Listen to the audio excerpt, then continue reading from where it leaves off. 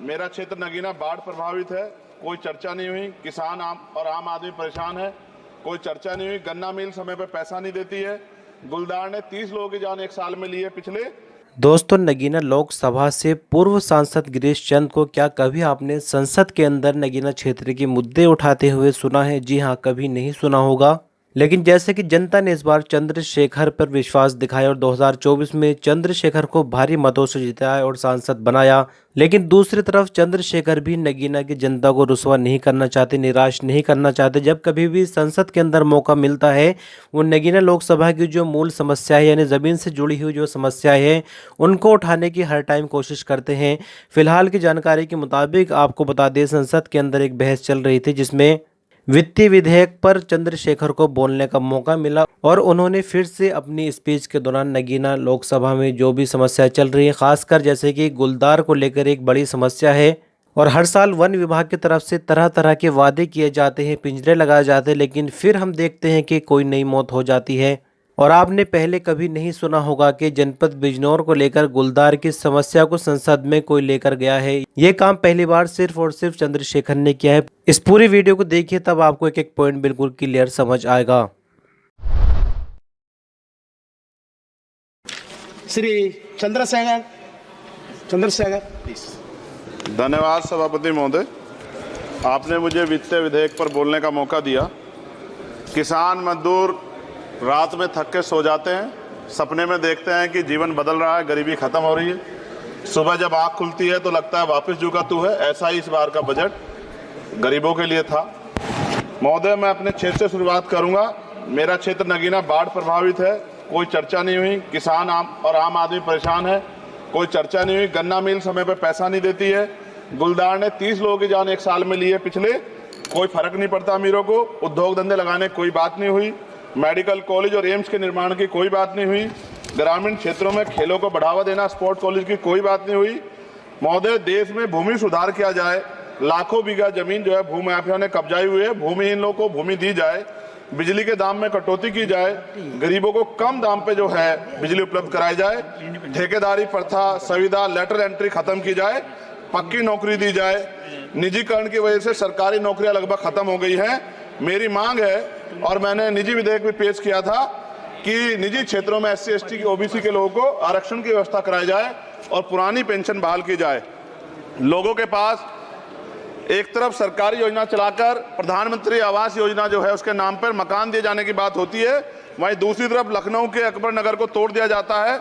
नवी मुंबई में के खार घर में What is his name? Patil.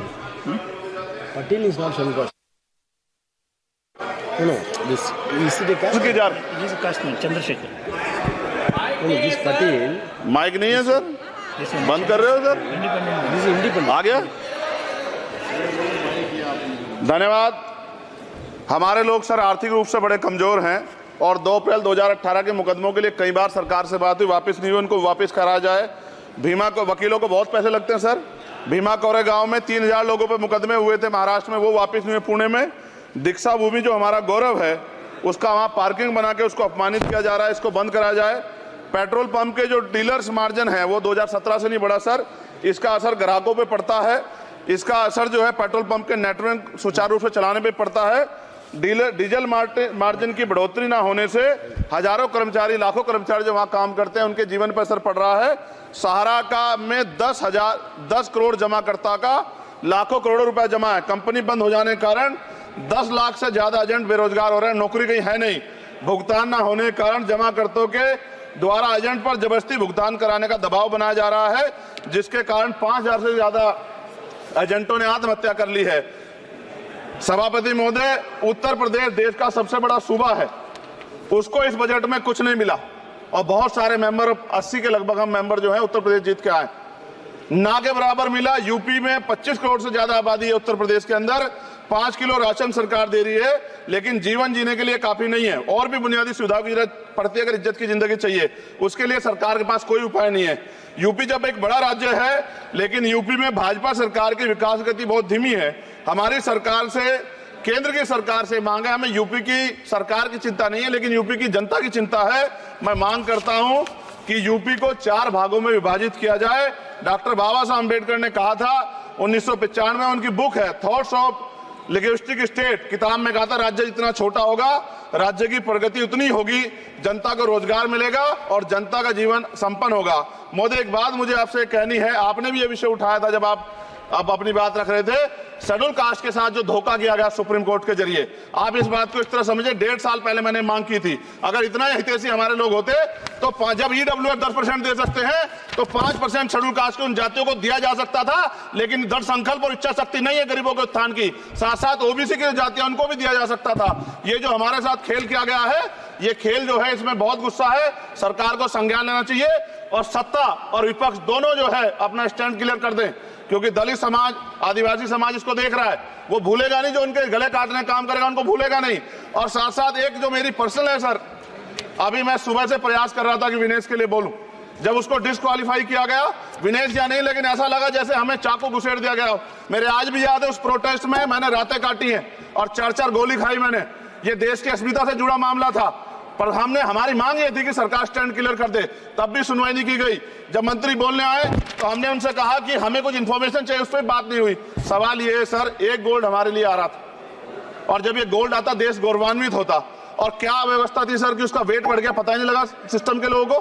क्या बेवकूफी की गई है, ये सोचने का विषय है सर। ये बहुत महत्वपूर्ण, देश की बेटी का मामला है।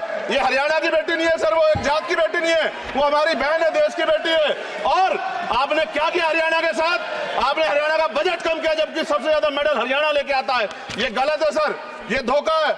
हमें इस बात की तकलीफ है कि विनेश जो है इस देश का नाम गौरवान्वित करती, इस देश का नाम बढ़ाती, लेकिन आज जो है अपमान का सामना करना पड़ रहा है। जब हमारे हितों की बात होगी हम जो है समझौता कर सकते हैं, लेकिन जब देश के हितों की बात होगी, बाबा साहब अम्बेडकर ने कहा था हम प्रथम और अंत्य भारतीय हैं। जब देश हितों की बात होगी, महिला हितों की बात होगी, महिला सम्मान की बात होगी, हर हम कीमत चुका देंगे। सरकार के मंत्री ने क्या कहा कि हमने इतने पैसे दिए, एहसान क्या खैरात दी क्या आपने कोई? खत्म कर रहा हूं सर, खैरात दी क्या आपने कोई? इससे ज्यादा पैसे हम आपको दे देंगे, लेकिन आपको चाहिए था कि इस मामले को संभालते और देश का सम्मान बढ़ाते। आपने लापरवाही बरती, इसका खामियाजा हमें भुगतना पड़ा।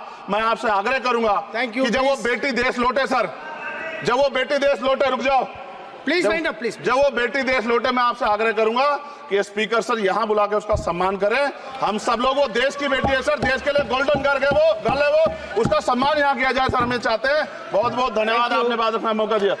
महिला विरोधी चुप रहे। Thank you. कोई महिला विरोधी नहीं बोलेगा बीच में। श्री विशाल पटेल।